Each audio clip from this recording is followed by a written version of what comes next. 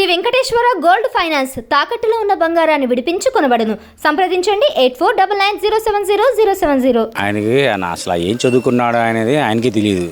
ఏంటంటే ప్రతిపక్షం హోదా అనేది ఎలా వచ్చింది, ప్రతిపక్షం హోదా ఎలా వచ్చింది, మినిమం సీట్స్ అని ఇంత పర్సంటేజ్ అని ఉంటుంది. ఒక ఉన్న మనకి టోటల్ అసెంబ్లీ సీట్స్లో మినిమం ఒక కేటగిరీ ఉంటుంది, దానికి ప్రతిపక్షం హోదా రావాలండి. ఆయనకి మినిమం కూడా రాలా, మినిమం కూడా రాలా. ఒక 1% 2% వచ్చింది. వాళ్ళు ఏదో మొన్న చెప్పుకున్నారు కదా, ఏదో పోలవరం ఎంత 1% 2% అని చెప్పారు కదా, ఆ పర్సంటేజే వాళ్ళకి వచ్చింది. ఏంటంటే గతంలో వాళ్ళు ఏం చేయలేదు కాబట్టి ఆ పర్సంటేజ్ అయినా మిగిలిచ్చారు వాళ్ళకి. రేపు వచ్చే 2029లో వాళ్ళకి అది కూడా ఉండదు అనుకుంటాను నేను. మరి ఇక్కడ ప్రధానంగా చూసుకుంటే జగన్మోహన్ రెడ్డి గారు మాటికి ప్రతిపక్ష హోదా అడుగుతున్నారు. అసలు ఆయన మాట్లాడే తీరు కానీ, ఈ మధ్యకాలంలో ఆయన పెట్టిన ప్రెస్ మీట్లలో మాట్లాడే తీరు కానీ, అసలు ఆయన విధి విధానాలు ఓడిపోయినప్పటి నుంచి ఎలా అనిపిస్తున్నాయి మీకైతే? అసలు ఓడిపోయినప్పటి నుంచి ఆయన రాజకీయ పరిణితి కానీ, ఆయన మాట్లాడే తీరు కానీ, అసలు ఆయన విధి విధానాలు ఎలా అనిపించినాయి మీకైతే? అండ్ ఆయన మానసికంగా హెల్తీ పరంగా ఆయన లేడు, బాగలేదు. ఎందుకంటే ఆయన కూడా ఫుల్లీ ఒక నాలెడ్జ్ ఉన్న పర్సన్ లాగా మాట్లాడలా. మళ్ళీ ఆయన హయాంలో కొన్ని వందల మంది రాజకీయ సలహాదారులు ఉన్నారు. మళ్ళీ ఆయనకి ఏం సలహా ఇస్తున్నారో ఏంటో అనేది వాళ్ళు తెలియట్లేదు. ఎందుకంటే క్యాబినెట్ వాళ్ళు కూడా దద్దమ్మలే, కేవలం ప్రజల దగ్గర దోచుకోవడమే తప్ప గవర్నమెంట్ ఉద్యోగాలు,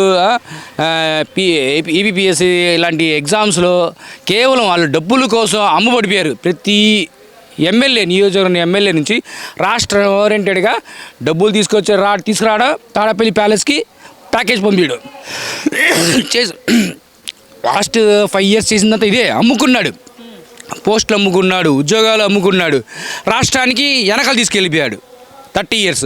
ఇప్పుడు అది డైరెక్ట్గా ఎగ్జామ్ పెట్టి కష్టపడి రాసిన వాళ్ళు ఈరోజు పాస్ అయితే ఈరోజు ఆయన ఓర్చుకోలేకపోతున్నాడు అనమాట. ఎందుకంటే వీళ్ళు కష్టపడి వచ్చారు, ఎందుకంటే వాళ్ళు ఆల్రెడీ మీకు ర్యాలీస్ చేస్తున్నారు కదా, కష్టపడ్డారు కాబట్టి వాళ్ళు డైరెక్ట్గా వచ్చి చెప్తున్నారు. ఎందుకంటే మేము కష్టపడ్డారండి, నేను కష్టపడింది కాబట్టి నాకు వాల్యూ తెలుసు.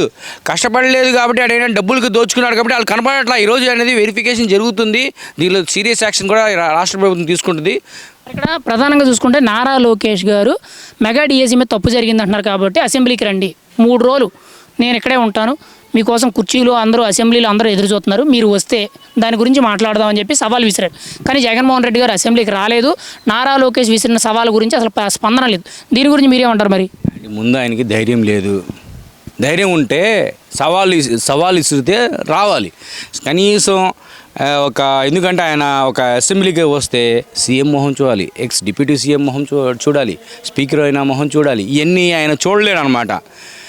అంత ఆయనకి సహనం లేదు, ఓపిక లేదు. ఎందుకంటే ఒక రాజకీయ నాయకుడు ఏంటంటే సహనం, ఓపిక, ప్రజల యొక్క ఇబ్బందులు తెలిసిన వాళ్ళే మనకి ఒక ఎమ్మెల్యేగా, ఎంపీగా ఎన్నికవుతారు. ఈయనకి సహనం లేదు, ఓపిక లేదు. కేవలం ఇలా జేబులు ఎలా నింపుకోవాలి అనే లాస్ట్ 5 years చేసిన దౌర్జన్యమే రాష్ట్రం వెనకబడిపోయింది అనమాట. అది ఇప్పుడు మీరు లాస్ట్ 5 ఏళ్ళు కూడా దోచుకున్నారు, దౌర్జన్యం అని అన్నారు కదా. మరి గత 5 ఏళ్ళు కూడా సుపరిపాలన, సంక్షేమం, అభివృద్ధి అన్ని విధాలుగా కూడా రాష్ట్రాన్ని అభివృద్ధి చేసింది కేవలం జగన్మోహన్ రెడ్డి అని మాట్లాడుతున్నారు ఇప్పుడు సోషల్ మీడియా అంతా. అండి మీకు ఆల్రెడీ ప్రజలు తీర్పు చూశారు. మీరు ఆల్రెడీ 151కి 11కి వెళ్ళింది అంటే మీనింగ్ ఏంటది? అంటే మళ్ళీ అంత మంచి పాలన చేస్తే మళ్ళీ 151 కాదు, ఇంకా 10 సీట్లు పెరగాలిగా. 10 కాదు, 10 మిగిలినాయి. 10 సీట్లు పెరగడం కాదు, 10 మిగిలినాయి. అంటే ఏంటి? ప్రజల యొక్క ఇబ్బందుల్ని, ప్రజల యొక్క సమస్యల్ని ఈరోజు అట్లీస్ట్ ఈ రోజైనా ఆ సమస్యల గురించి పోరాడడానికి అసెంబ్లీకి వస్తున్నాడా? రాట్లా. ఆ గతంలో కూడా ఏం చేయలేదు కాబట్టి ఆయన 151కి 11కి వచ్చాడు. ఇప్పుడు అట్లీస్ట్ ఆ 10 members అయినా ప్రజలు ఎక్కడైతే గెలిపించారు, ప్రజల సమస్యలు ఏదైతే డిఎస్సిలో ఏదైతే మీకు ఇబ్బంది కలిగిందని అనిపిస్తే మీరు రండి, సవాల్కి రండి. ఎందుకంటే నారా లోకేష్ గారు ఆల్రెడీ మీకు first day, second day, third day పిలిపించారు. వెయిట్ చేస్తున్నారు మీకోసం. మీ సీట్స్ ఖాళీగా ఉన్నాయి. అనవసరంగా మీరు టైం వేస్ట్ చేయకుండా అక్కడెక్కడో మీడియాలో మాట్లాడడం కాదు, డైరెక్ట్గా అసెంబ్లీకి రండి. ఇది ఏంటంటే అసెంబ్లీలో అందరూ ఉంటారు, అందరు ఎమ్మెల్యేస్ ఉంటారు, మీకు ఇవ్వాల్సిన రెస్పెక్ట్ మీకు ఇస్తారు. మీలా కాదు, మీరు ప్రతిపక్షంలో మీకు ఎలా మేము మాకు ప్రతిపక్షంలో ఉన్నప్పుడు, టీడీపీ ప్రతిపక్షంలో ఉన్నప్పుడు మీరు ఏదైతే బూతులు వాడారో ఆ లాంగ్వేజ్ అయితే మీకు మాట్లాడము. డైరెక్ట్గా మీరు సవాల్ చేయండి, దానికి ఆన్సర్ ఇస్తాము. ఆన్సర్ లేని పక్షాన మీరు మాకు క్వశ్చన్ అవుట్ చేయొచ్చు. కాబట్టి ఆ ధైర్యం మీకు లేదు, ఆ సత్తా లేదు కాబట్టి, మీ దగ్గర ప్రూఫ్స్ లేవు కాబట్టి మీరు ఆ ధైర్యంగా మీరు రావట్లేదు అసెంబ్లీకి. మరి ఈరోజు మీరు మాట్లాడుతున్నారు కదా, జగన్మోహన్ రెడ్డి గారికి ధైర్యం లేదు అందుకే ఆయన రావట్లేదు అంటున్నారు కదా. మరి వైఎస్ఆర్సీపీ నాయకులు, కార్యకర్తలు, ముఖ్యంగా సోషల్ మీడియాలో చాలామంది కూడా జగన్మోహన్ రెడ్డి గారు సింగిల్ పర్సన్, సింహం సింగిల్గా అవుతుంది, ఆయనకి ప్రతిపక్ష హోదా ఇచ్చి మైక్ ఇచ్చి చూడండి అసెంబ్లీ దద్దరిల్లిపోద్ది, చంద్రబాబు, పవన్ కళ్యాణ్, నారా లోకేష్కి చుక్కలు చూపిస్తాడని మాట్లాడుతున్నారు, ఎలివేషన్లతో ప్రచారాలు చేస్తున్నారు. దీని గురించి మీరేమంటారు మరి? అండ్ చుక్కలు చూపించడానికి ప్రతిపక్షము మైకు మీరు ముందు వస్తే మైక్ ఇస్తారో లేదో తెలిసిద్ది. మీరు మాట్లాడే ముందు మీరు రాకుండా మీకు అంత గౌరవంగా డైలీ మీకు ఒక అటెండెన్స్ లాగా జగన్మోహన్ రెడ్డి గారు ఆయన టీం రండి అని మీకు పిలిస్తే, మర్యాదగా పూర్వంగా పిలిచినా కూడా మీరు రావట్లేదు. ఇంకా మీకు ఎలా పిలవాలి? మీ బూతులు వాడేది మేము పిలవలేము, మా సంస్కారం అది కాదు అది. కాబట్టి మీకు ఒక సంస్కారంగా ఒక అసెంబ్లీ ఒక మంచి మర్యాదగా మీకు పిలుస్తాము. మీకు ఏమైనా డౌట్స్ ఉంటే రండి, డిఎస్సి గురించి అయినా ఏదైనా సరే, ఎక్కడైతే మీకు అన్యాయం జరిగిందని అనిపిస్తుందో రండి అడగండి. లేదంటే ఎక్కడ లోతుబాట్లు ఉంటే మేము దానికి ఇంకా బెటర్గా చేస్తాము. మరి ఇక్కడ ప్రధానంగా చూసుకుంటే అసెంబ్లీకి రావడం లేదు, రావాలి అని అంటే ప్రతిపక్ష హోదా అంటారు. కానీ ఇక్కడ అసెంబ్లీకి రాకుండా నెలలా కూడా 11 మంది ఎమ్మెల్యేలు జగన్మోహన్ రెడ్డి గారితో సహా జీతాలు తీసుకున్నారు. ఇది ఎంతవరకు కరెక్ట్ అంటారు? అసెంబ్లీకి ఇప్పుడు ఈ 2.5 సంవత్సరాల్లో ఒక్కసారి కూడా అసెంబ్లీకి రాకుండా నెల సుమారు 2.5 లక్షల రూపాయలు జీతం తీసుకున్నారు. దీని మీద మీ అభిప్రాయం ఏంటి? వీళ్ళు ఏంటంటే అదేనండి, వీళ్ళకి ఏంటంటే వాళ్ళు జేబులు నింపుకోవడం తప్ప ప్రజల యొక్క సమస్యలు వాళ్ళకి అవసరం లేదు.